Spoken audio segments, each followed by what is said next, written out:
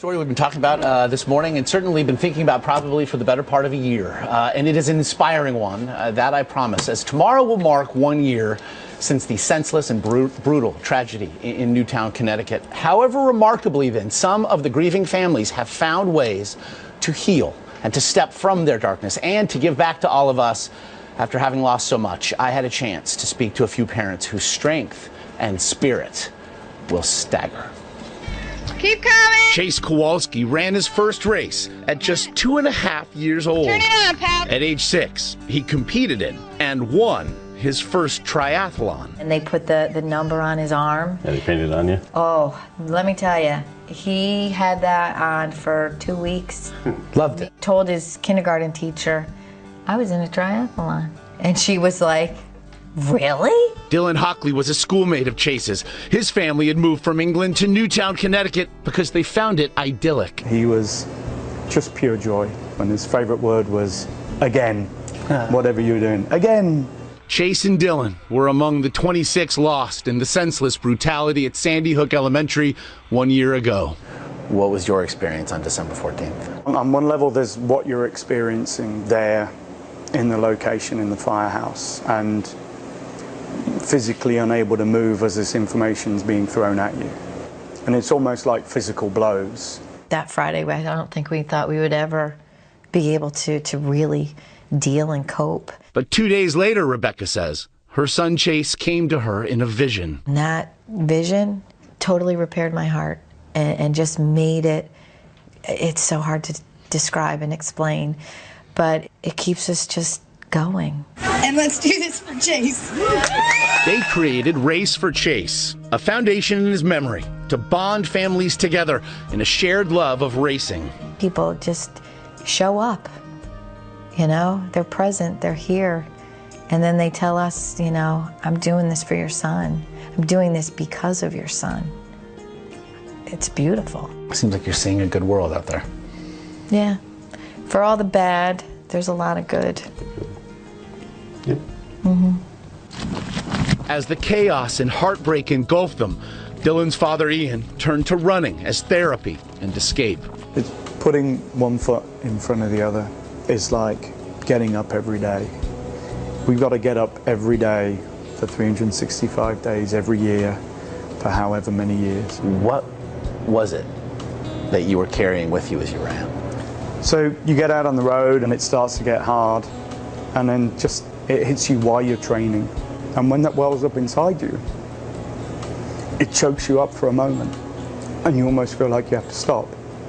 But then you punch through and you go on, and you really know why you're doing it, and you can overcome anything then. Ian now runs with members of the foundation that he and his wife Nicole created, Dylan's Wings of Change, to raise awareness and funds for children with autism. Are you grieving still? I am. And I hope I don't stop, really, because when I'm grieving, I'm remembering him, and I can turn it around and use it and take energy from that and go on. Rebecca and Steve have kept Chase's bedroom untouched. The calendar he updated every day without fail, now colorfully frozen on December 14th, 2012. Do you talk to Chase? I don't speak out loud to him. We have our in my head conversations, you know. How do those go? They're mostly in the shower, and it's just kind of how I'm doing, how I miss him. Sometimes he just gives me the words. Do you talk to him? Yeah. Mostly in the garage. Are you doing stuff? Are you explaining stuff? No. What are your... Just more I miss him.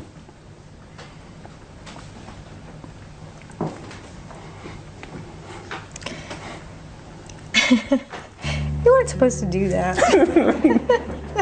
When you look back at yourself a year ago, can you see how far you've come to now?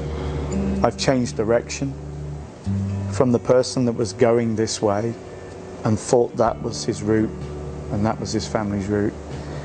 And it's like complete change of direction. And so I'm going to a new place now. What role, if any, does fear play in your life now? I don't do justice to his memory. That you just leave this as being a senseless act. But that just gives energy. Fear is negative, but on the other side is inspiration and a desire to go on and build and change. So you got to flip it round. Everything is about flipping emotions, not hate. No hate. Flip it over. The other side is love. Take that and build, because once you push the hate out, the love just flows in. And flows and flows. Dylan Hockley, you see him there. He was autistic. And it was he who was found in the arms of his teacher and friend, Anne Marie Murphy.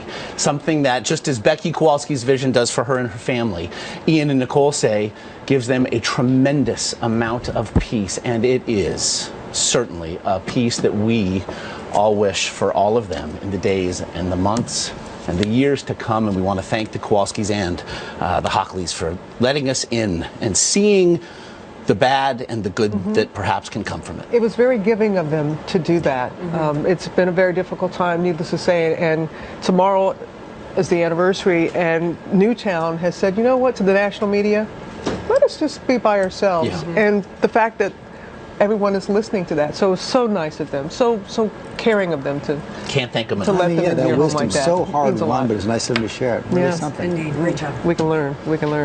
And we can find out more, can't we? We can. About Race for Chase and Dylan's Wings of Change. I'm actually wearing the button here. You log on to goodmorningamerica.com on Yahoo. So many ways to become a part of the healing.